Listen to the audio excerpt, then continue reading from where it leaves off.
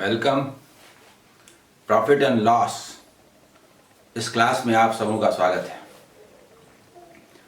इस पर एक कंसेप्चुअल क्लास पहले हो चुकी है।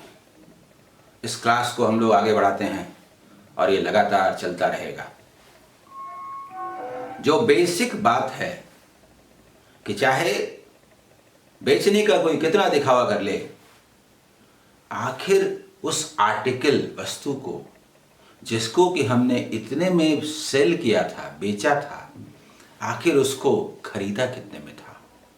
बस ये कॉस्ट प्राइस और ये selling price, what is profit और loss, first thing. And second, cost price is always taken as 100%। उसी को 100 मान करके प्रॉफिट या लॉस का कैलकुलेशन होता है। सच पूछिए तो इस चैप्टर में इन दो बातों के अलावा और कुछ नहीं है। खोज के यही दोनों निकालते हैं। अब जब हम लोग आगे बढ़ रहे हैं तो कुछ फ्रैक्शंस, उसके परसेंट वैल्यू बहुत नॉर्मल है, कॉमन है, हमेशा आते हैं। वो थोड़ा याद रखें तो अच्छा रहेगा। हाफ का मतलब तो जानते हैं आप 50% होता है, उसका भी हाफ कर दीजिए तो 1/4 का मतलब जानते हैं 25% होता है, उसका भी हाफ कर दीजिए 1/8 का मतलब 12.5% होता है। बड़े काम की चीज़ है, अक्सर यूज होगा। 1/3 का मतलब 33 एंड 1/3% होता है, उसका जो हाफ हुआ 1/6 दैट इज 16 एंड 2/3%। बड़े काम की चीज़ है। 1/7 14 एंड 2/7% होता है, बहुत काम की चीज़ है। और दो और 1/9 का परसेंट वैल्यू 11 एंड 1/9% होता है, और 1/11 का परसेंट वैल्यू 9 एंड 1/11% होता है। इन जनरल ये जितने मैंने कहे, ये अगर मुंह पर रहे तो क्वेश्चन तुरंत बनेंगे, बिना पेन पेपर के बनेंगे। इनका आप प्रैक्टिस कर लेंगे। परसेंटेज में मैंने ठीक से एक्सप्लेन किया है, पर इसका इस्तेमाल तो हर जगह होगा। आइए, बात तो यही है, कॉस्ट प्राइस क्या, सेलिंग प्राइस क्या, other condition should be the same, what is profit loss, and cost price is 100%, what is percentage profit और लॉस। इसी संदर्भ में पूरे चैप्टर को देखना है। हाँ, कैसे देखना है, इसीलिए तो चैप्टर है। First question, the cost price of 10 articles is equal to the selling price of 9 articles, find the profit percent. बात करेंगे इस क्वेश्चन पर। आज से एपिसोड में एक बदलाव हो रहा है, जो भी वीडियो एपिसोड्स हैं। अब तक मैं एक क्वेश्चन देता था, उसे सॉल्व कर देता था, फिर दूसरे टाइप का एक दूसरा क्वेश्चन देता था, सॉल्व कर देता था। मुझे ये फील हुआ कि मुझे कुछ प्रैक्टिस कराना चाहिए, ताकि आपको यही समझ में आ जाए कि कैसे करते हैं। तो आज इस एपिसोड में मैंने ये करने का प्रयास किया है कि एक को तो मैं ठीक से एक्सप्लेन करूंगा, लेकिन दूसरा तुरंत बनाऊंगा, ताकि आपको प्रैक्टिस हो जाए। मेरे साथ आप भी बनाइए, कभी कभी थर्ड भी बनाइए, लेकिन पहला मैं एक्सप्लेन करूंगा। देखिए, cost price CP of 10 articles is equal to SP selling price of 9 articles. ठीक है, मेरा कहना है कि ये 2 वेरिएबल्स हैं, इक्वल साइन के दोनों ओर, एक तरफ कॉस्ट प्राइस, दूसरी तरफ सेलिंग प्राइस। 2 वेरिएबल्स हैं, और डाटा जो नंबर ऑफ आर्टिकल्स है, एक तरफ 10 है, दूसरी तरफ 9 है।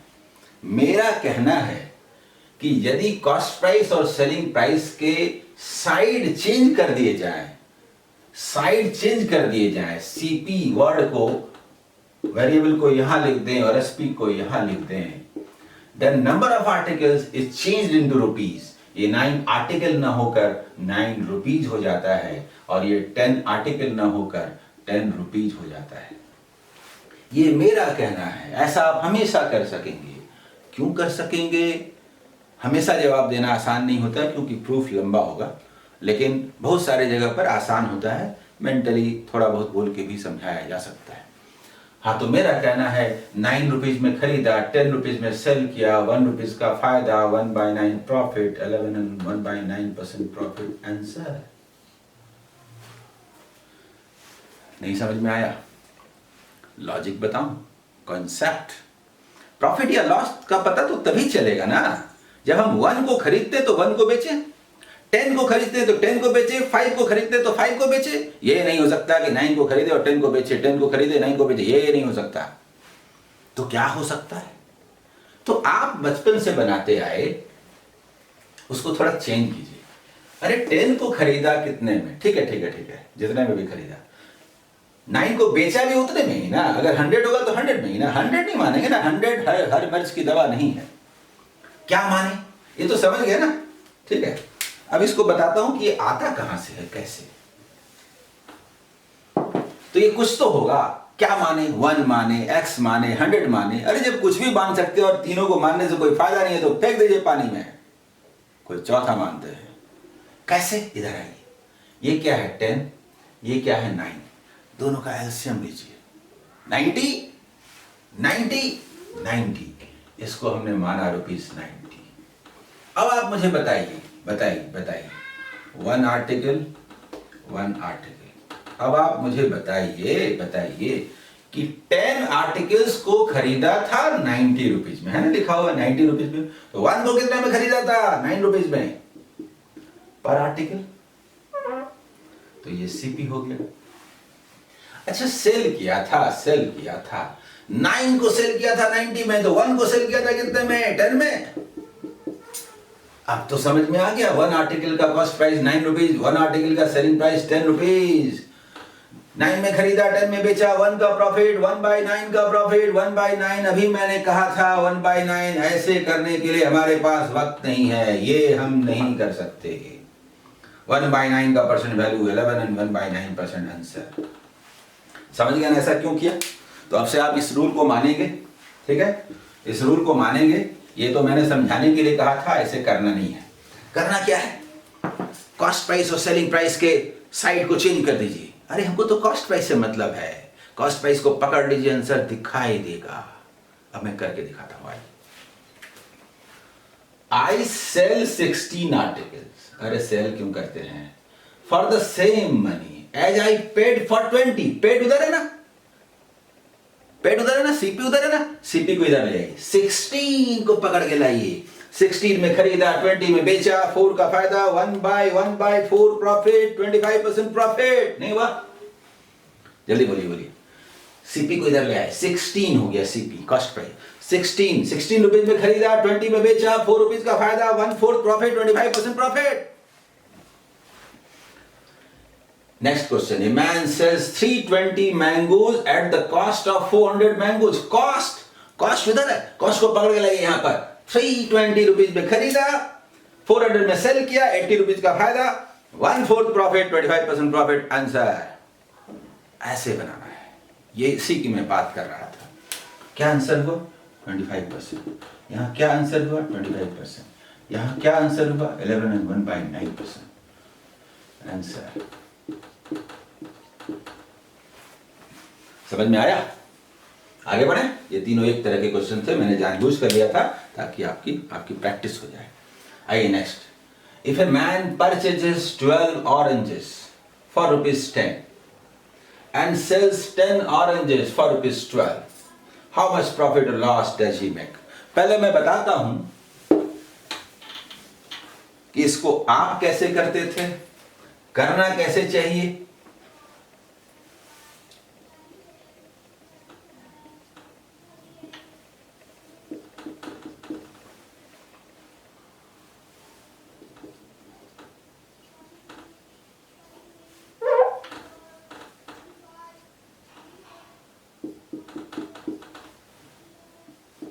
देखिए,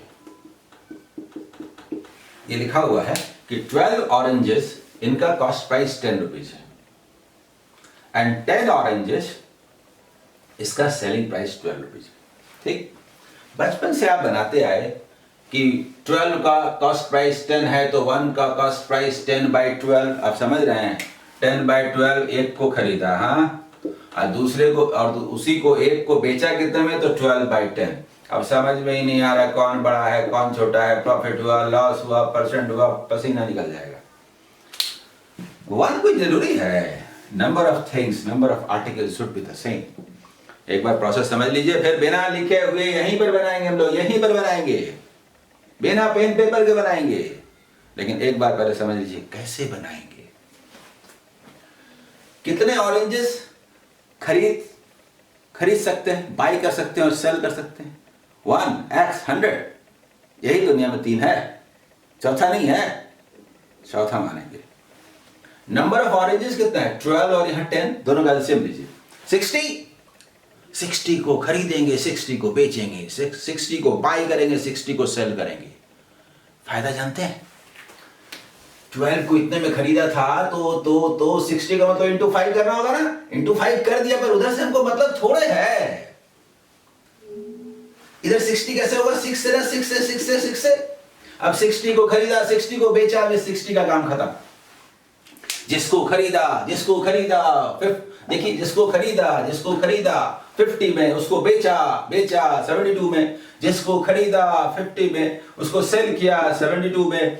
काश 100 में खरीदते, काश 144 में बेचते, काश 44% प्रॉफिट होता। आंसर समझ में आया कि नहीं? बोलिए। 44% प्रॉफिट।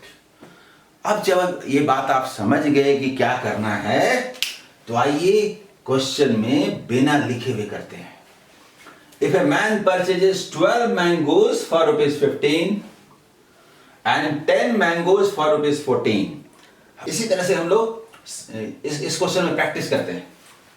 12 मैंगोज एंड 10 मैंगोज, इसका एलसीएम लीजिए।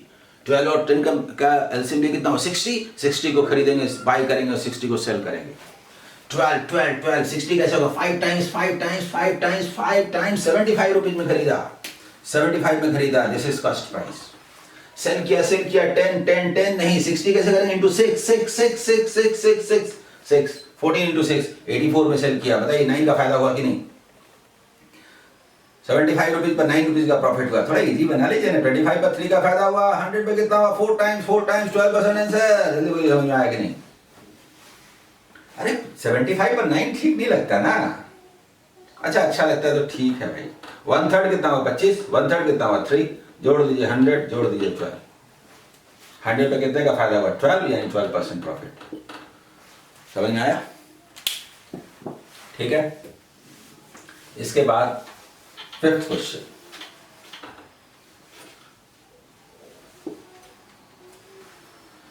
A man buys 10 articles for ₹8 and sells them at the rate of ₹1.25 per article.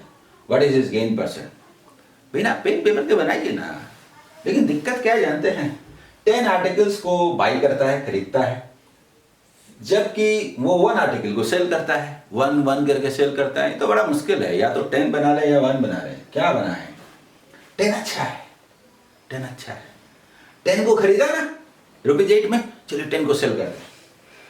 तो 1 को तो सेल करता है 1.25 में, तो 10 को सेल करने के लिए 12.5। एकदम आसान है। डेसिमल को यहां खिसका दीजिए, 12.5 12.5। अरे 8 में खरीदा, बाय, 12.5 में सेल किया, तो 4.5 का प्रॉफिट। 4.58 का कितना % है? सुनिए, 4.58 का कितना % है? ये नहीं करेंगे।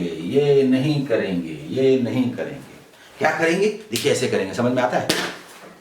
8 में 4.5 होता है यूनिट प्लेस पर, डबल करते हैं, पता है ना? 8 को डबल कीजिए 16, 4.5 को डबल कीजिए 9, 16 में 9।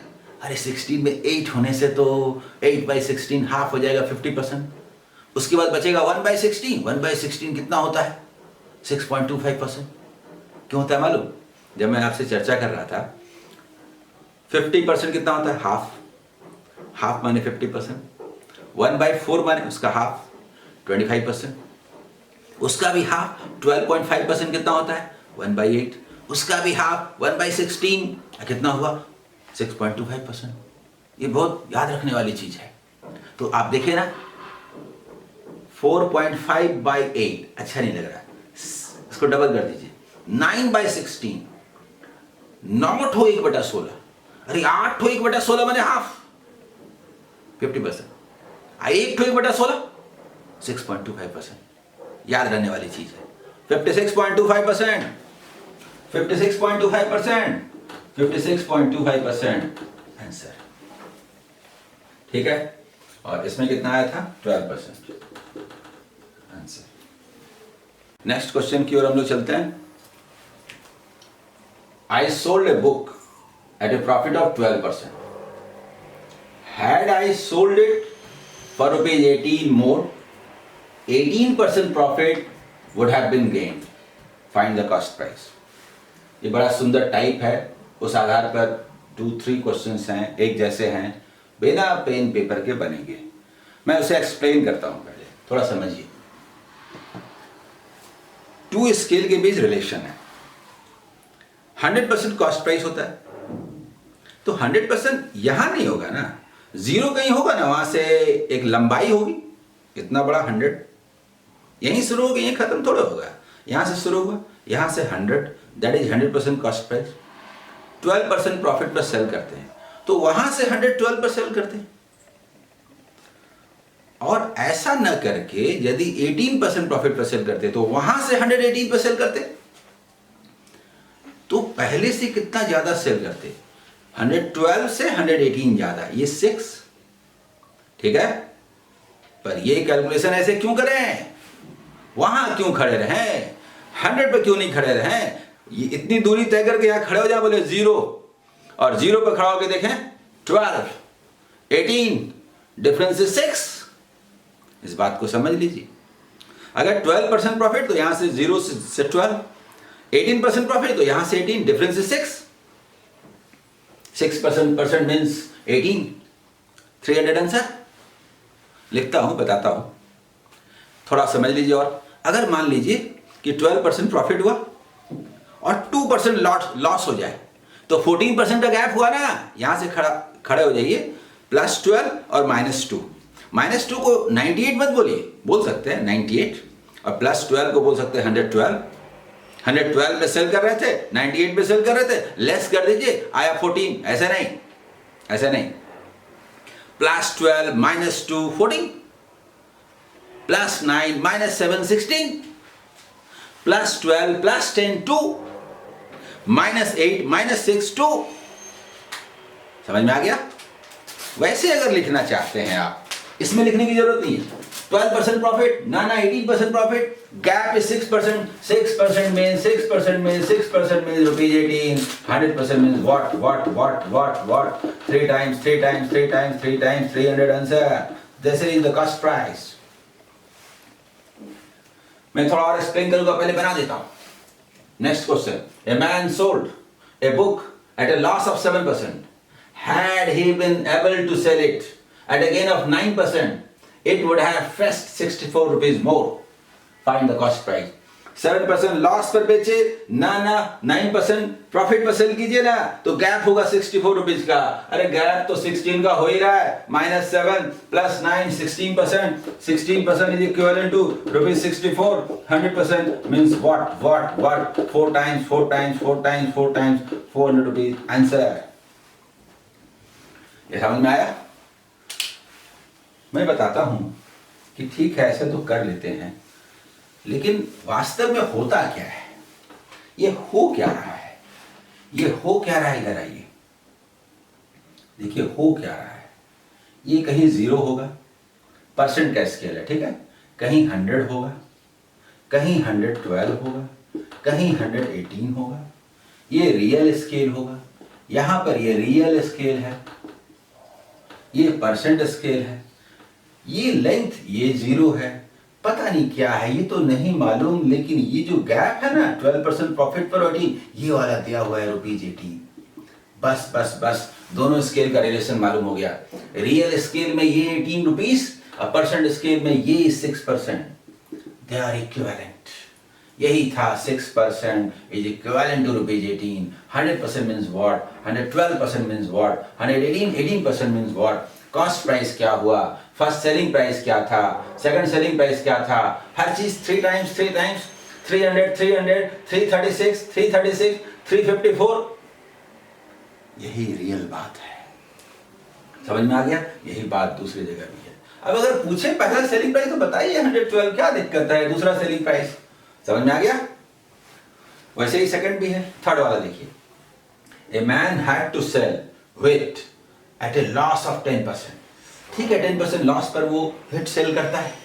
If he increases the prices by ₹5 per KG, ₹5 per KG, he would have made a profit of 20%. Find the cost price per kg of the wheat. 100% तो cost price हुआ, 10% लॉस पर cell किया, नहीं 20% profit पर cell किया, तो gap है ₹5 per KG. ठीक है, ₹5 पर केजी का गैप है, यानी कि 30% is equivalent to ₹5 per KG, ऐसे बोलिए ₹5 पर केजी। तो 100% यानी कॉस्ट प्राइस का मतलब क्या हुआ, इधर से 6 टाइम्स है, इधर से 6 टाइम्स है, तो इधर से 6 टाइम्स है, इधर से 1/6 है, 1/6 है, और 100 का 1/6 आप जानते हैं, अगर इधर से बात करें तो 1/6 है, 16 and 2/3 rupees per KG answer. आप समझ गए कि जो कॉन्सेप्ट है, जो कॉन्सेप्ट है वो समझना तो ठीक है, उसका जल्दी से अप्लाई करना ये आर्ट है। समझना साइंस है, एप्लीकेशन आर्ट है। आपको सिर्फ साइंस ही नहीं पढ़ना है, आर्ट भी पढ़ना है। All the best.